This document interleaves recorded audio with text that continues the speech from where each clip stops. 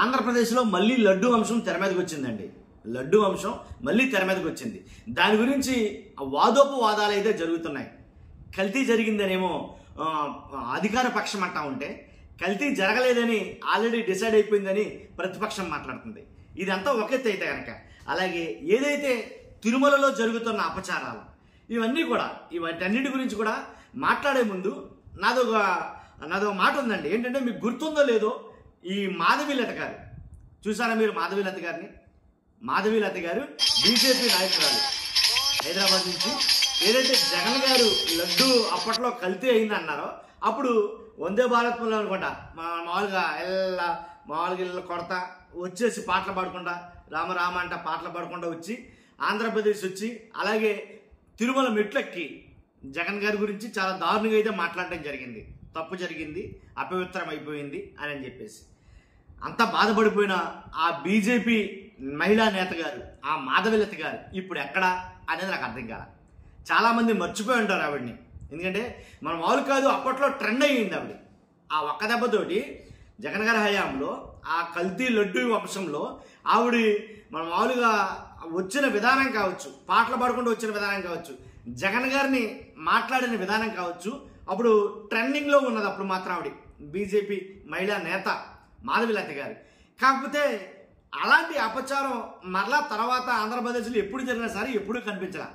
దాని గురించి ఇప్పుడు ఎక్కువగా నెటిజన్ సెర్చ్ చేస్తున్నారేమో అని అనిపించింది నాకు. ఎందుకంటే నాకు ఒకళ్ళు పెట్టారన్నమాట వాట్సాప్లో, ఇప్పుడు ఎక్కడుందన్నా అని చెప్పేసి. నిజమే కదా, ఇప్పుడు వరుసగా జరుగుతున్నాయి. మొన్న తిరుమలలో ఏదైతే మాంసాహారం భోజనం చేస్తా, టీటీడీ ఉద్యోగులే మాంసాహార భోజనం చేస్తా ఏంటి, వాళ్ళు తింటున్నప్పుడు ఏంటి వీడియో తీసినటువంటి భక్తుల మీద వాళ్ళ మరలా తిరిగి సీరియస్ అవ్వడం. అంతేకాదు, ఏదైతే కల్తీ నెయ్యి, పిఠాపురంలో కల్తీ నెయ్యి దొరికిందని చెప్పేసి డబ్బాలు ఉందని చెప్పేసి ఏదైతే వార్త రావడం. అంతేకాదు, రీసెంట్గా నిన్న 1,89,000 కేజీల గోమాంసం నిల్వ చేసి ఉండడం గోడౌన్లో. 1,89,000 కేజీల గోమాంసం ఏంటి. అంతేకాదు, ఇలా 1, 2, 3 కాదు, ఇలా వరుసనే చాలా అపచారాలు అయితే కనుక జరుగుతూనే ఉన్నాయి. మరి ఇన్ని జరుగుతున్నప్పుడు అప్పుడు వచ్చినటువంటి ఈ నేత ఎవరైతే ఉన్నారో ఈ మాధవి గారు, అప్పుడు ఎలాగైతే తమ బృందాన్ని, భజన బృందాన్ని వేసుకుని వచ్చి ఏంటి ఆ రోజు ఎలా అయితే మాట్లాడారో ఈ రోజున ఎందుకు మాట్లాడటం లేదు? ఆ రోజున బీజేపీ నాయకులు చాలామంది మాట్లాడారు ఆవిడతో పాటు. మరి ఈ రోజున ఎందుకు మాట్లాడటం లేదు? 1,89,000 కేజీల గోమాంసం దొరికితే అంటే ఎన్ని గోవుల్ని చంపేస్తే అంత మాంసం వస్తుంది. కాబట్టి అప్పుడు మాట్లాడిన వాళ్ళు ఇప్పుడు ఎందుకు మాట్లాడట్లేదు? అప్పుడు మాట్లాడిన నోరులు ఇప్పుడు ఎందుకు మాట్లాడటం లేదు? ఎక్కడుందా ఆవిడ? ఎక్కడుందా మాధవీలత గారు? రారా? ఇక్కడ 1,89,000 కేజీల మాంసం దొరికింది ఇక్కడ.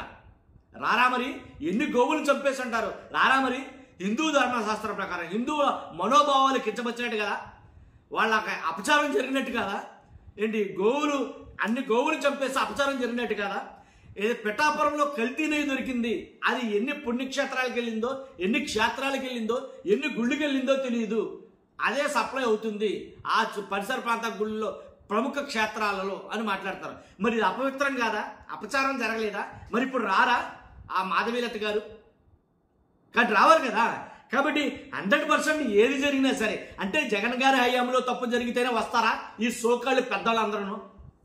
అంటే ఒకళ్ళ హయాంలో జరిగితేనేనా?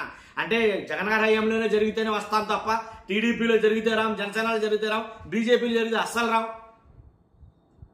అంటే మీరు నిజంగా భక్తి భావంతో మాట్లాడారా ఆ మాటలో, లేకపోతే మీ రాజకీయ పార్టీ కోసం, మీ మైలేజ్ కోసం మాట్లాడారా ఆ మాటలో? కానీ అప్పుడు అన్యాయం అయితే ఇప్పుడు జరుగుతుంది అన్యాయమే, అప్పుడు జరిగింది అపచారం అయితే ఇప్పుడు జరుగుతుంది అపచారమే, అప్పుడు జరిగింది అపవిత్రం అయితే ఇప్పుడు జరుగుతుంది అపవిత్రమే. కానీ రావాలి కదా, వచ్చి మాట్లాడాలి కదా. ఎందుకని రావట్లేదు? మొత్తం భజన బృందం వేసుకుని మనం మామూలుగా పాటలు పాడుకుంటూ రావాలి కదా. మరి ఎందుకని రావట్లేదు? అసలు కనిపించట్లేదు. కాబట్టి ఒకసారి గుర్తు చేద్దాం. అవసరమైతే ఈ వీడియో ఆవిడ దాకా చేరేదాకా చేయాలి మనం. ఎందుకంటే ఖచ్చితంగా తప్పు ఎక్కడ జరిగినా తప్పే, ఎవరు చేసినా తప్పే. చంద్రబాబు నాయుడు గారు చేసినా, జగన్ గారు చేసినా, పవన్ కళ్యాణ్ గారు చేసినా, ఎవరు చేసినా తప్పే. కాబట్టి తప్పు అన్నప్పుడు ఖచ్చితంగా ఖండించడానికి రావాలి కదా అన్నాను నేను. ఎందుకంటే నాకు అర్థం కాదు. కాబట్టి నాకు ఎందుకు గుర్తుకొచ్చింది ఆవిడ మాధవీలత గారు. చాలా అసలు ఒక రకంగా బెమచ్చమైన ట్రెండ్ అయింది ఆవిడ. ఏంటి ఎలా ఎక్కుతాడు జగన్మోహన్ రెడ్డి గారు తిరుమల తిరుపతి దేవస్థానం, ఏదైతే తిరుమలలో కొండ ఎలా ఎక్కుతాడు? కొండ ఎక్కుతానంటే కాళ్ళు ఇరిచేస్తాం, ఏంటి ఈవిడే తర్వాత ఇంకొక బీజేపీ నాయకుడు ఎమ్మెల్యే అయినా ఏంటి ఆయన ఏం మాట్లాడాడు, అసలు ఏం లేదు నాలుగు చీరేస్తాం అది ఇది ఎవరి ఇష్టాసారంగా మాట్లాడారు కదా. మరి అంతకన్నా పెద్ద పెద్ద అపచారాలు అంతకంత పెద్ద పెద్ద పెద్ద అపవిత్రతలు బయటపడుతున్నాయి కదా. మరి ఇప్పుడు ఎందుకు మాట్లాడట్లేదు వీళ్ళందరూ? అంటే మన ఉమ్మడి కుటుంబం కాబట్టి, ఉమ్మడి పార్టీ కాబట్టి ఇప్పుడు మనం మాట్లాడకూడదు. దేవుడు ఏమైపోయినా పర్వాలా, అపవిత్రమైన పర్లా, అపచారం జరిగిన పర్లా, ఏం జరిగిన పర్లా మనం మాట్లాడకూడదు. మాంసం తెచ్చుకుని తినేస్తారండి తిరుమలలో, మాంసం తెచ్చుకుని తినేస్తారు, మాంసాహార భోజనం. మరి మాట్లాడాలి కదా, అపవిత్రమైపోతుంది కదా. మరి ఎందుకని మాట్లాడటం నాకు అర్థం కావట్లేదు. కాబట్టి ఒక్కసారి ఇది మీకు గుర్చేద్దామన్న విషయంతో వీడియో చేస్తాను. ఫస్ట్ అయితే కనుక లైక్ చేయండి, ఎక్కువ మందికి ఇన్ఫర్మేషన్ షేర్ అవ్వాలంటే కనుక మీ బాధ్యత లైక్ చేయండి. కొత్తగా మన ఛానల్స్ పక్కగా సబ్స్క్రైబ్ చేయండి. Thank you.